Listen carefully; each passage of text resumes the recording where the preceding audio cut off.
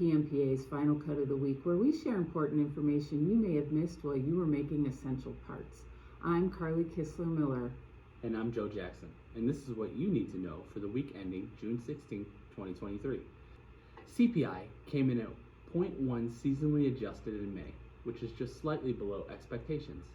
Year over year, CPI came in at 4%, which is still high, but is a sharp correction for our high of 9.1 in June of 2022.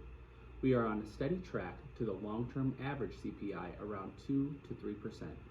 A major victory in the CPI was continued reduction in energy prices, with month-over-month drop of 3.6% and a 12-month drop of 11.7%. With CPI coming back in line, we should start to see prices stabilize. Also, interest rates should start to level off, easing the increasing pain of our shop's lines of credit, since lower CPI should give the Feds less reason for continued rate hikes. PPI declined at 0.3% seasonally adjusted month over month in May, beating expectations. PPI year over year came in at 1.1%, well below expectations of 1.5%, with energy being a driving factor, down 6.8% month over month. A lower PPI number shows that the inflation is coming under control in areas where our shops spend money. The FOMC meeting this week came with good news since the Fed decided to maintain current interest rate targets. The committee restated its goals of maintaining maximum employment and a long-term inflation target of 2%, the so-called dual mandate. The Fed left the door open for continued rate hikes if the lag in a monetary policy does not continue to bring inflation under control. Our take?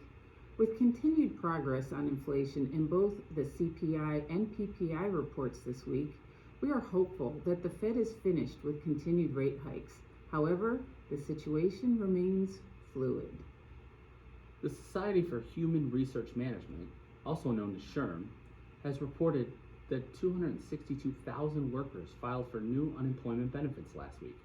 This is the second week in a row of new highs this year and the highest for initial claims since November 2021. Since keeping an employee is easier and cheaper than finding a new one, it's time to start finding ways to motivate your employees.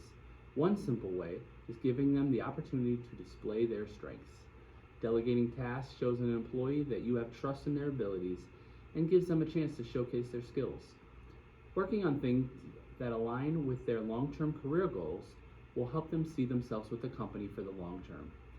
Gaining that hands of experience will be exponential to their growth.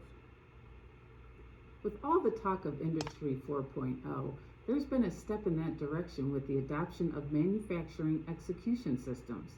MES will be a critical resource to helping aerospace and defense companies move towards Industry 4.0. MES coordinates inventory, production, and quality control activities to deliver efficient and compliant work execution by digitally tracking and documenting the end-to-end manufacturing process.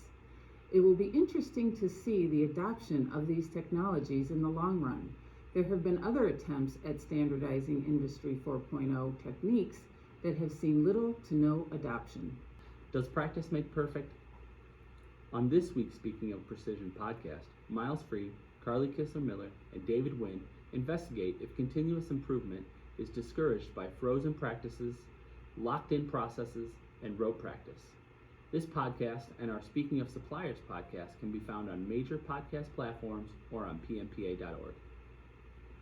Understanding the benefits provided by cold-drawn steel bar stock can help you optimize the work that you quote by maximizing benefits to your manufacturing process and customer. To learn more about the manufacture of cold-drawn steel and how it benefits your shop, go to PMPA.org's Knowledge Centers or Final Cut of the Week.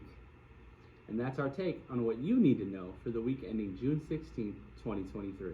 For additional information and links about any of the topics discussed today, go to PMPA.org and click on Final Cut of the Week. Thanks for checking in, and we'll see you next Friday.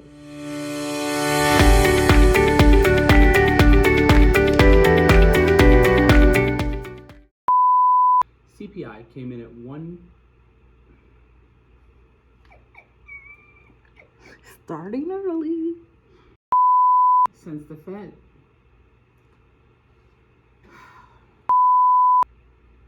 Does practice make perfect? I'm going to redo that. Apparently not. We rocked that.